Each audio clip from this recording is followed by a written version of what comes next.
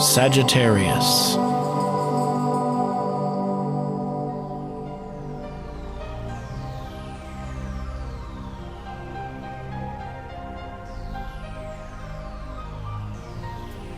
Hello Sagittarius, Happy New Year. This is your astrological forecast for 2016.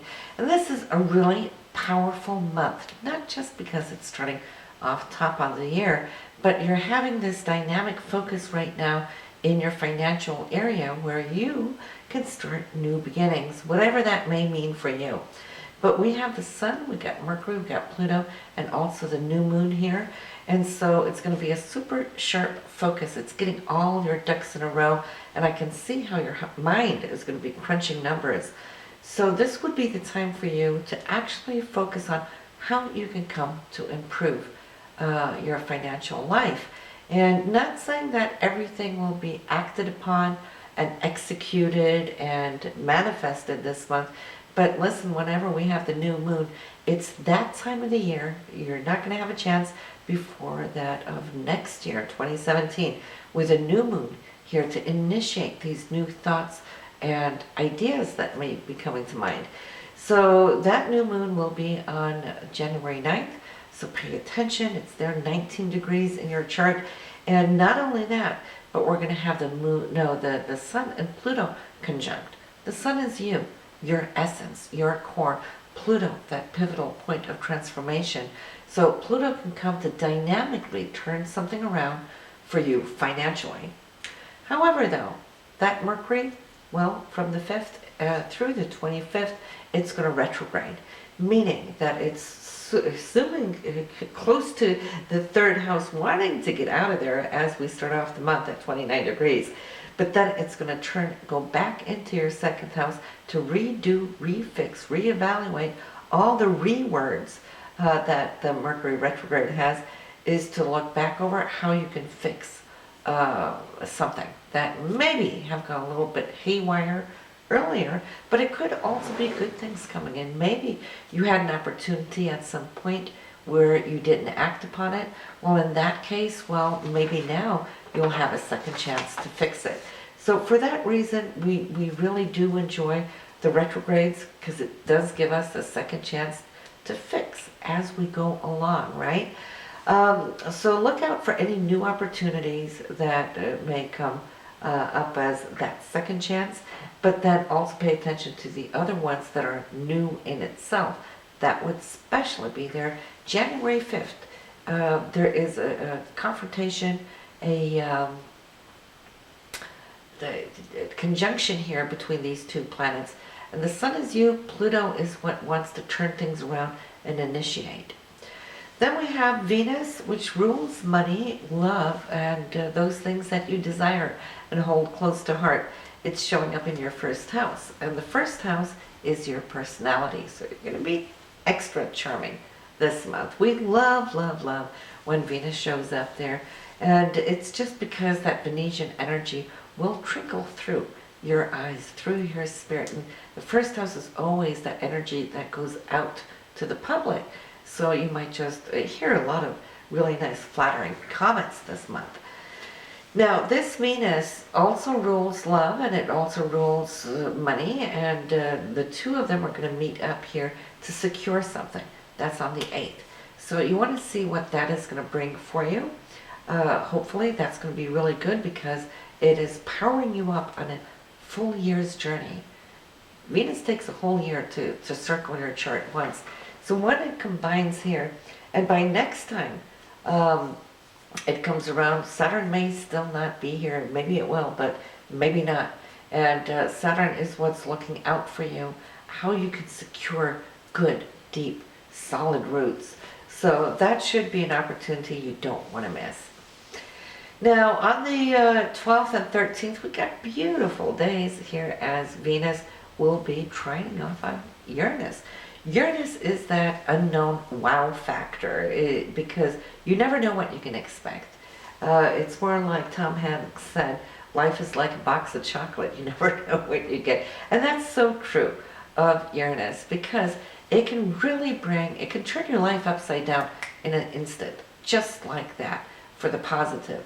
But when we have difficult and trying aspects to Uranus, it could do the same in that direction. But here we have a positive one. It's by trine. And the area where these two are going to meet up is between the first house and the fifth house. So that's between you and your loved one. Fifth house is all about love and romance, self-expression, creativity, and so forth. And also, for those of you who have your own business, this is the area where that shows up. And since Venus is coming in, definitely something that you're going to love, or also money that can be secured. And especially because your ruler Jupiter on the 13th is going to be trining both the Sun and Mercury. So the Sun is you, Mercury's news, and so that's good news from Jupiter, which is coming from your 10th house of career. So maybe you're going to get a promotion, or maybe you're going to have some kind of opportunity that's going to present itself. And listen, jump on the boat. You do want to really nab this, because Jupiter is going to be going retrograde next month. So you want to at least make sure that you harness this energy and then let Jupiter go retrograde.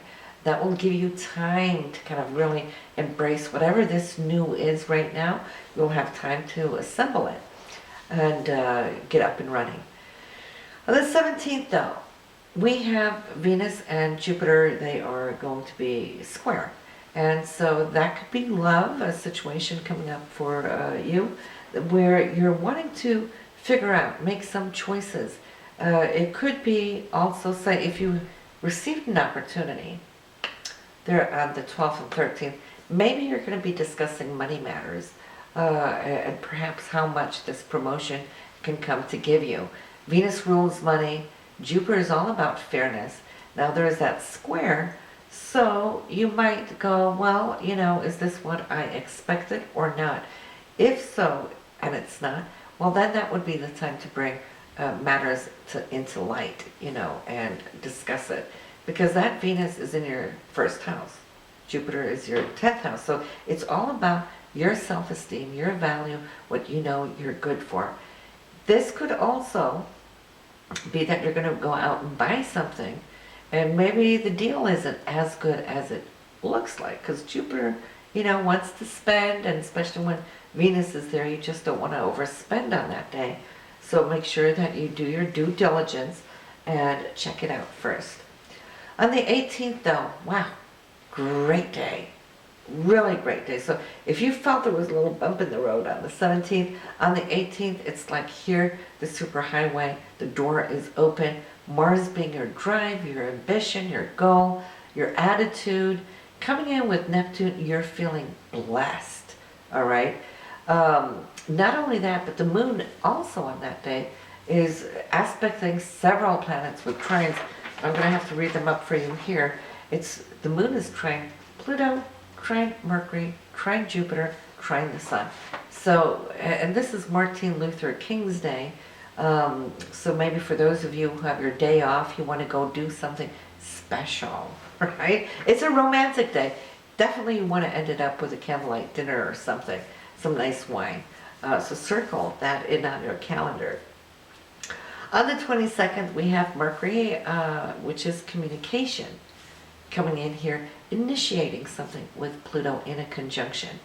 That is going to be the very same degree where the Sun initiated with Pluto on the 5th. So those things, those 2 days, I mean, could correlate to the same issue, the same matter at hand. It could be two different separate things. But for you, this is all about money. It is in your money house.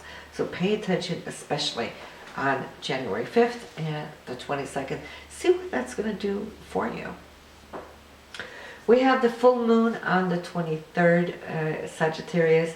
This is going to illuminate the 9th house. That's the house upon what you rule.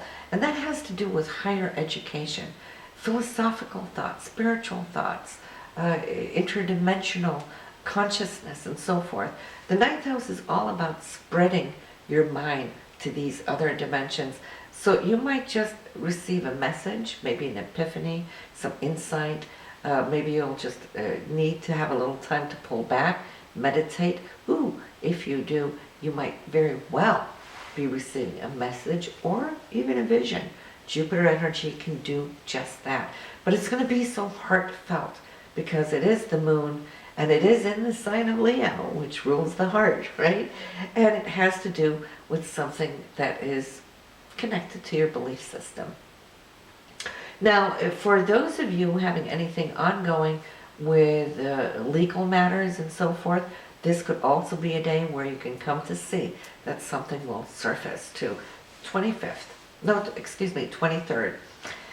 3 degrees Leo.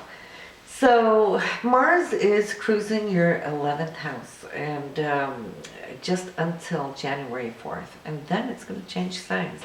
Currently here, it's been balancing through the sign of Libra.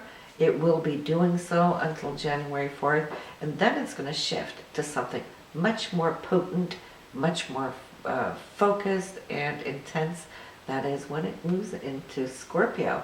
And then you'll see from January 4th straight throughout the month that there's something that nearly to the point can become obsessive.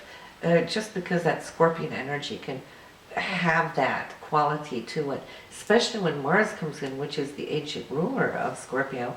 So when the two of them come together and they're digging deep down into your subconsciousness, because it is the 12th house, you might come into contact with past situations and issues that might be surfacing up that you need to look at, karmically work on, and Mars will definitely be very supportive to help you get through and overcome. And then Mars will be out into your sign and in the first house and start a new 2-year cycle. So right now here, January, Mars is just going to try to complete the last 2 years. And what was good will come out good. If there was challenges, well, they might resurface now so that you can tie up any loose ends there. That is what we have here. If you haven't listened to your 2016 forecast for what you can expect on a monthly basis throughout all of 2016, you'll find that on my channel. And also we're uploading now your Tarot reading, so you'll see what the cards have to say for you and your sign here in January. And also with the Tarot, you do want to listen to your moon and rising sign there as well, just to get even more out of your readings. And I'll see you next month. Have a good one now, Sag.